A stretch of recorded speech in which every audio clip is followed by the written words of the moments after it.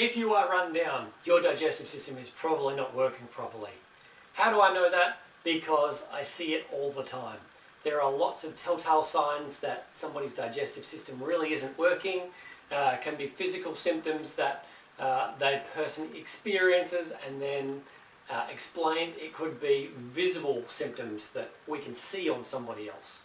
But the main thing is, if you're run down, your digestive system is probably not right. It needs some work. So you've got to rebuild it. You rebuild it, you'll be surprised at what will happen and how everything gets better a whole lot quicker. So if you've got a poor digestive system, there's quite likely a high possibility of leaky gut syndrome, where it's like your digestive lining or your intestines have holes in them, and then you're getting toxins leaking into the bloodstream, and then those toxins are wearing you down, blocking up the liver and blocking your energy. So we want to clean up that leaky gut. That's going to help. Why did you get that leaky gut? Well, you're eating the wrong foods. Possibly. That's why we have an elimination diet as part of our program, the 21-day detox, that will allow you to identify which foods that your body is happy eating and which ones it's not so happy eating, which ones are causing an inflammation response, and which ones are nourishing you that you can actually absorb properly and use all the nutrition from. Now remember that that's just a starting point. That gets you to a baseline of certain foods you can eat so you're not getting so much inflammation, so you then can move on to the next stage of things. Another thing with leaky gut, it could be something to do with candida or parasites. Both things which could be in the body under usual circumstances and tolerated under small quantities, but if they get out of control, then they can cause chaos, take up residence in your digestive system and cause a breakdown of things. See, the candida, parasites, they bury into the wall, the lining of your intestines.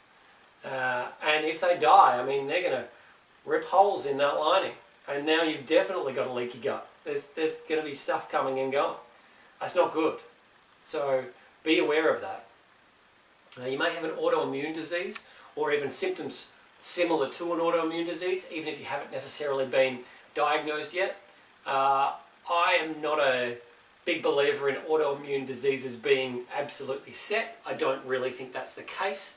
I've done so much work on my digestive system to move through so many different phases where I couldn't eat nightshade vegetables, couldn't eat wheat and gluten and so many other different things. And now I can eat wheat and I don't have any problems.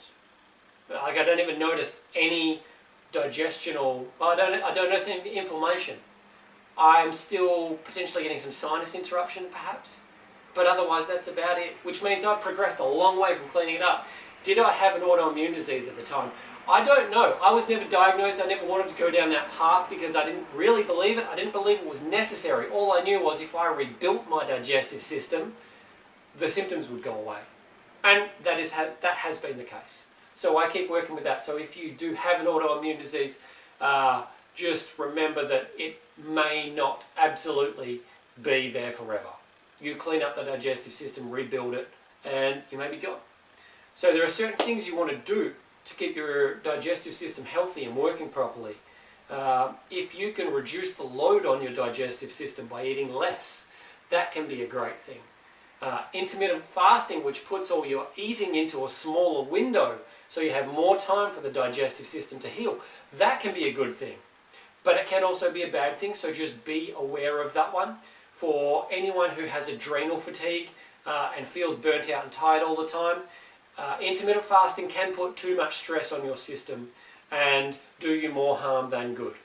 It's something that I tried for a little bit, but I pushed away from. And even when I was doing it, my window was only ever about 12 hours and never really any more than that because I felt like I needed that food more importantly.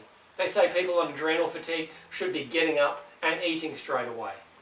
Even if it's something small, just get something in your system, it calms it down, it gives you a little bit of energy to keep you moving through. So, while intermittent fasting may be great, it may not be the right solution for you. But it may be. Who knows? Another one that I've used a lot is the implementation of juices, smoothies, broths, and soups. So a liquid diet is already broken down so much. So you may blend up a smoothie. Juice already has the fibre gone from it, so it's just liquid. Same as with soups. It could be a chunky soup, or you could blend it up so it's like a mush, and then it's less work for the body to worry about breaking it all down because you've already done so much of the work before it got in there. Broths, same sort of thing. It's really just coming from soup, so you're not actually from soup. It's like a soup from bones most of the time. You can make a vegetable broth in the same way, but again, you're taking these liquids. It's easier for the body to deal with the liquids because it doesn't have to break it down so much. It doesn't have to work so hard, which gives the body more energy that it can spend on rebuilding that digestive system. If you've only got so much energy, you want to put the most into healing you can possibly do. Sure, you want to have enough energy for a life, but there's going to be times when having a life, not going to feel like you really have a life. Sometimes you go deep into these healing modalities or modes or phases where you really focus on that thing, and then you come out the other side and you come back to having a little bit more of a balanced life, and that's okay. But those foods, those liquid foods, will make things easier for you and make a dramatic difference to how you feel on a daily basis.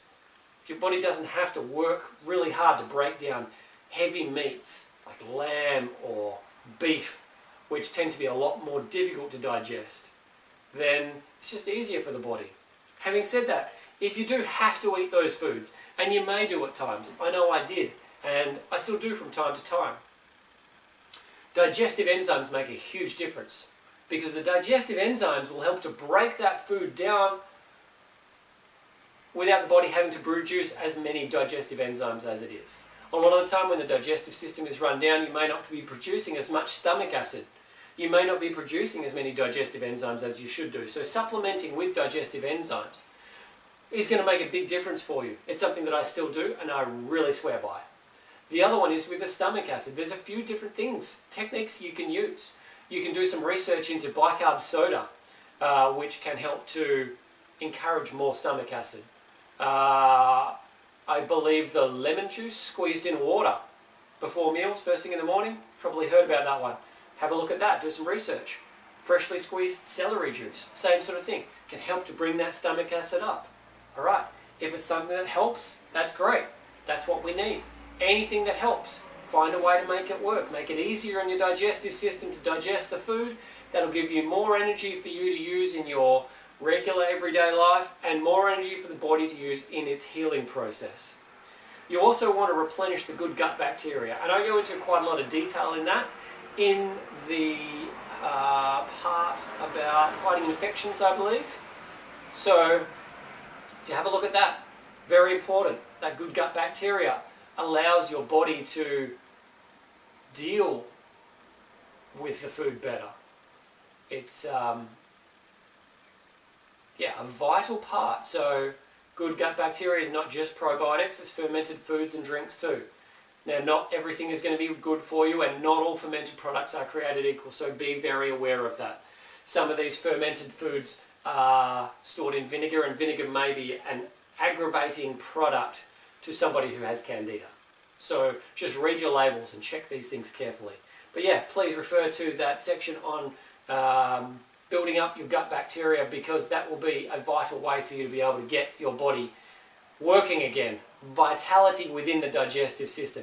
The larger your microbiome from a larger, different pool of foods, different broad varieties of foods, lots of different colours, and that will help to build that microbiome up and then in turn build your internal health. So you have a strong, healthy digestive system, so you have far more energy.